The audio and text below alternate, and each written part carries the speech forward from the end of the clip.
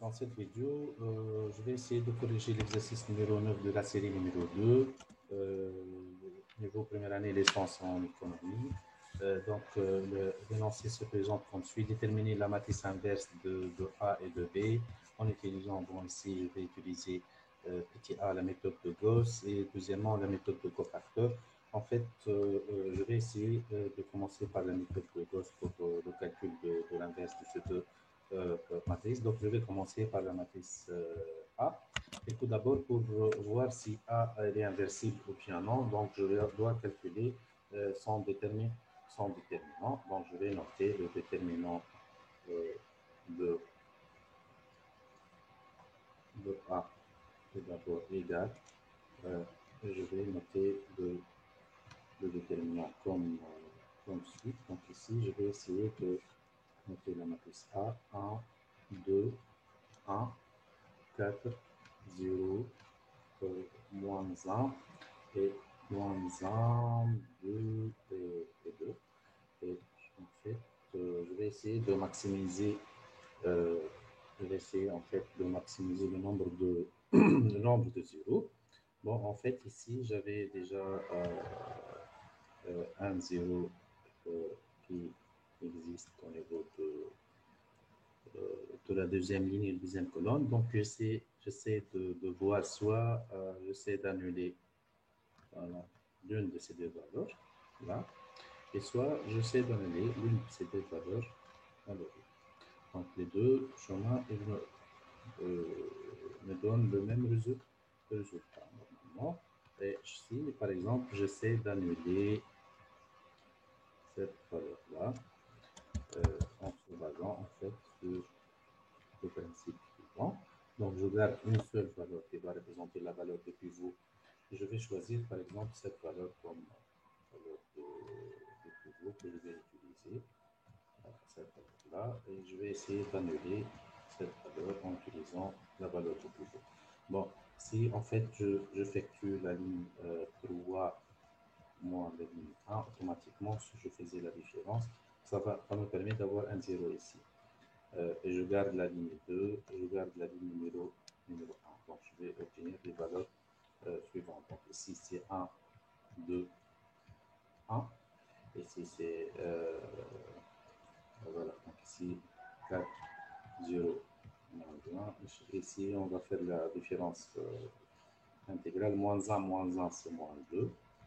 2 moins 2, ça donne 0. Et 2 moins 1, ça donne 1. Étant donné que j'ai fixé le pivot au niveau de cette position avec un signe négatif, plus, moins, donc le signe est négatif, et je peux me débarrasser de la ligne de la corde. Qu'est-ce que me reste à la fin? Donc ici, il me reste moins, la valeur moins fois 2, fois le mineur restant qui représente en fait 4, moins 1, moins 2 et 1 égal. Ici, je vais trouver la valeur de, en fait, c'est égal à combien? Donc ici, j'ai moins 2 multiplié fois, ici 4, moins 2. Voilà. Donc ici, je vais trouver 4. Ici, j'ai moins 1 fois moins 2, c'est 2. J'ai déjà moins, donc 4 moins 2. Ici, ça va me donner 2. 2 fois moins 2, ça donne moins 4. C'est une valeur qui est différente de 0. Automatiquement, je peux conclure que A moins 1 existe. Et pour cela, donc, je vais essayer d'utiliser la méthode de cofacteur qui consiste à proposer, on va commencer par une matrice élémentaire notée E, qui consiste à mettre la matrice A et l'identité juste à côté. Et en essayant d'utiliser des opérations élémentaires, on transforme l'identité vers la gauche, et ce que je vais trouver à droite, ça va représenter le I moins 1 en se basant sur l'opération ici, l'opération élémentaire. Les opérations élémentaires qui ont été noté au nombre de 3. Numéro 1, c'est la combinaison linéaire. L'opération numéro 2, c'est multiplication par des scalaires. L'opération numéro 3, ce sont les permutations. Je me permets de permuter des lignes. Voilà. Donc, comme ça, donc, je peux utiliser la méthode de Gauss pour le calcul de l'inverse. Voilà, on a déjà vérifié ici que la matrice A est une matrice inversible. Voilà. Et de fait, je vais essayer donc, de corriger, donc, ou bien de chercher l'inverse en se basant sur le principe que je viens de présenter. Donc, j'ai la matrice suivante, donc, notée A. Donc, je vais, voilà. Donc, ici, j'ai la matrice suivante, telle que je vais essayer d'utiliser cette matrice A que je viens de présenter et qui se présente comme suit. Donc ici, je vais noter la matrice élémentaire E comme suite. Donc je vais noter les éléments d'abord les éléments de A, donc dans la partie gauche de la matrice élémentaire E. Donc je vais noter E est égal à cette série de matrices. Donc ici, je vais avoir 1, 2, 1, 4, 0, moins 1, et moins 1, 2 et 2. Ici, c'est la matrice identité. Ici, donc, j'ai 1 sur la diagonale et le reste sont des zéros. Je vais essayer de, en fait, de transformer la colonne numéro 1 en 0, 0. Donc, ici, j'ai besoin de 1, 0, 0, étant donné que je vais utiliser cette valeur est égale à la valeur de pivot. Donc, j'ai déjà un 1, il est bien positionné, donc je fais que ligne 1 est égale à la ligne numéro 1, donc je vais garder les éléments de la ligne numéro 1. Voilà. Ensuite, je vais essayer en fait de faire la ligne 2, moins 4, la ligne 1. Si je multiplie ici par 4, je vais trouver 4. Et 4 moins 4, ça va me donner 1, 0. Donc, je vais noter ces valeurs multipliées par 4. Donc, ici 4, ici 8, ici 4, ici 4, ici 0, ici 0. Je faisais la différence entre ligne 2 en blanc et la valeur de ligne 1 multiplié par 4 notée en bleu. Hein. Donc, voilà. Et si je faisais la différence ici, je vais avoir 0. Et ici, moins 8. Moins 1, moins 4, c'est moins 5. 0 moins 4, c'est moins 4. 1 moins 0, c'est 1. Et 0 moins 0, c'est 0. Et la ligne 3, il suffit de faire la somme avec la ligne de pivot, ligne numéro 1, pour avoir 1, 0. Donc, je dois faire la ligne 3 plus la ligne numéro 1. Qu'est-ce que ça va nous donner? Donc, ici, moins 1 plus 1, ça donne un 0. 2 plus 2, ça va nous donner 1, 4. Et en fait, 2 plus 1, ça va donner 1, 3. 0 plus 1, ça donne 1. 0 plus 0, ça donne un 0. Et 1 plus 0, ça donne 1. Comme ça, donc, j'arrive à obtenir la première partie de la matrice identique. Ensuite, en fait, je vais essayer d'appliquer le principe suivant. En fait, ici, je dois transformer cette colonne de la forme 0, 0, 1, 0. Et en fait, pour éviter en fait que j'utilise des quotients, donc je vais utiliser le principe suivant. En fait, je vais trouver le dénominateur commun entre 4, moins 8 et 2. Tout d'abord, donc, je peux remarquer que ici, je peux trouver entre les valeurs absolues, hein, ces valeurs-là. Donc ici, je peux remarquer que le 8, c'est l'élément commun.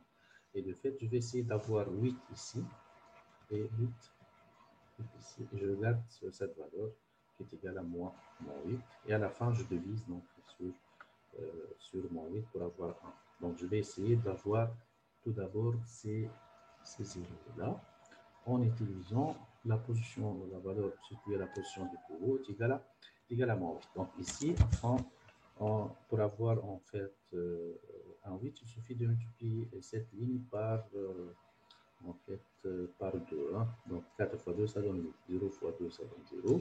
3 fois 2, ça donne 6. 6 et 2, 0 et 2.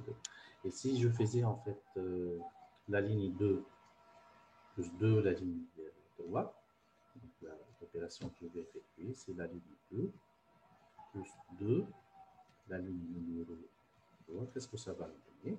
Donc ici, ça va donner 0, 0. 6 plus moins 5, ça va donner 1. 2 plus moins 4, ça va donner moins 2. Et 0 plus 1, ça va donner 1.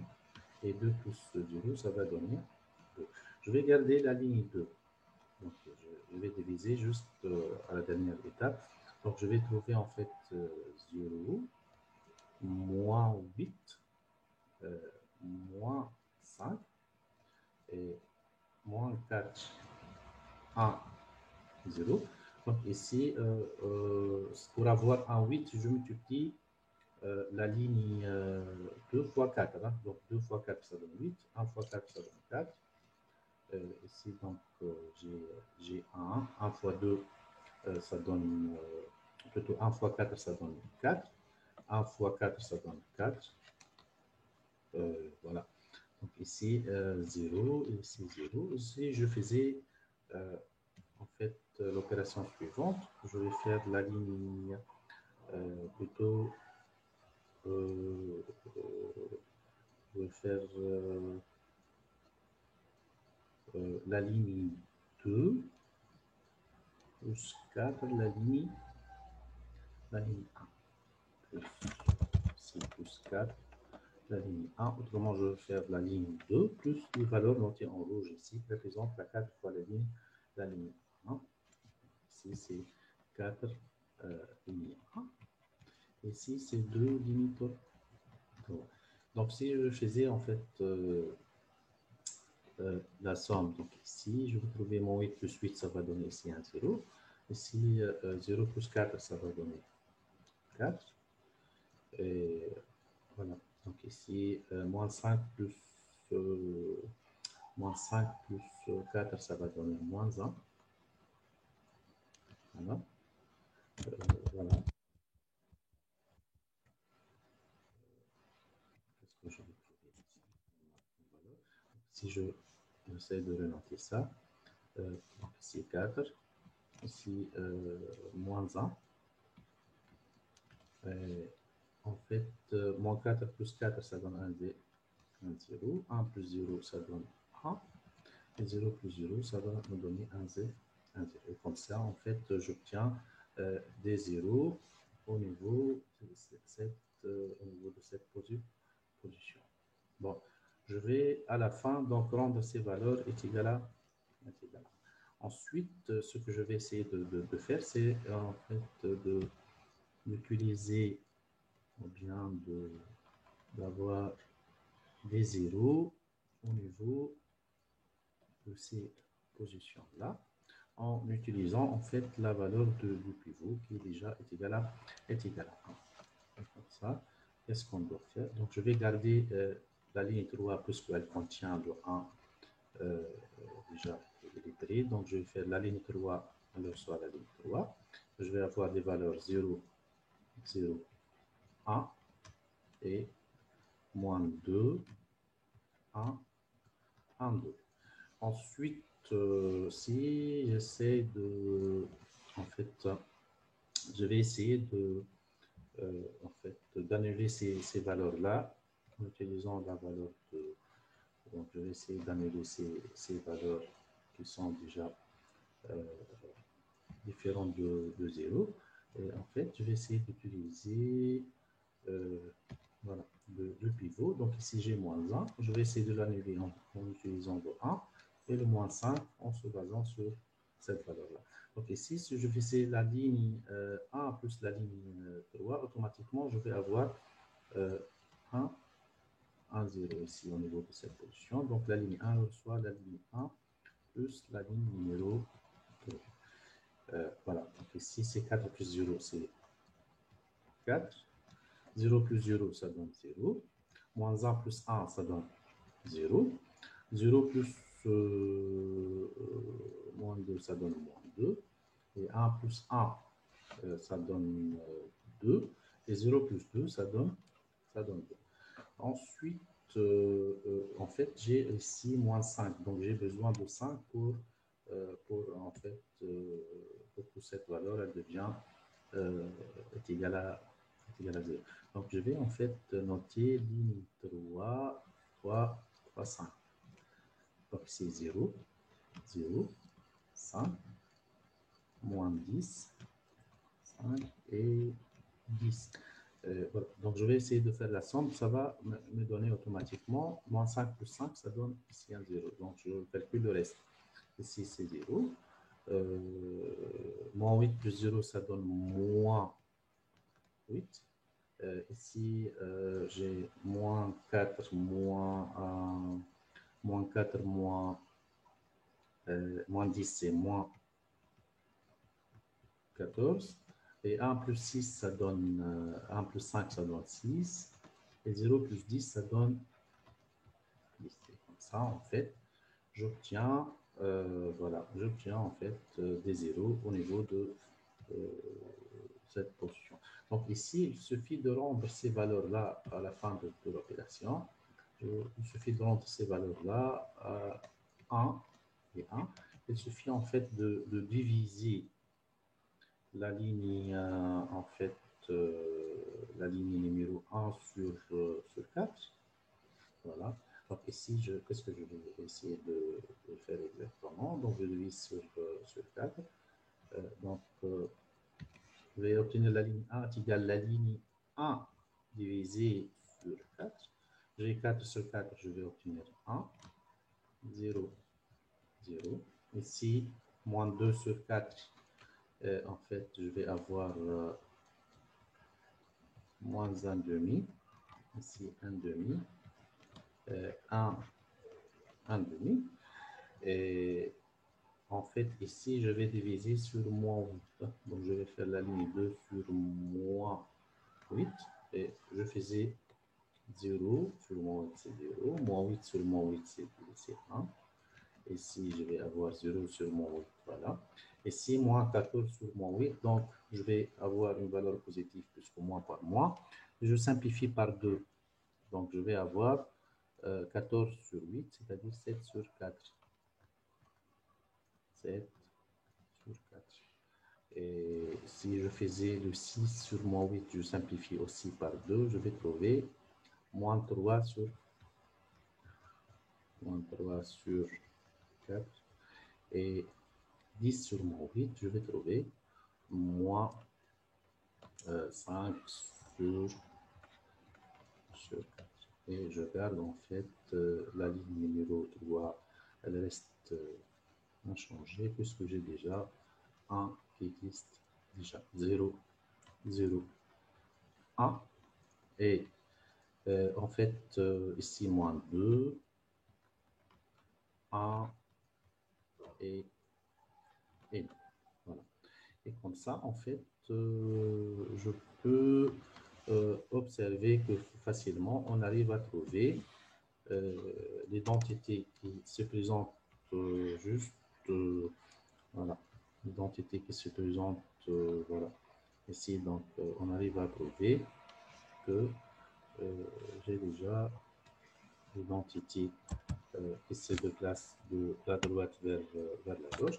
Donc, si je peux noter que cette matrice-là, c'est l'identité d'ordre 3. Et ce que je viens de trouver ici, c'est la matrice inverse A moins 1.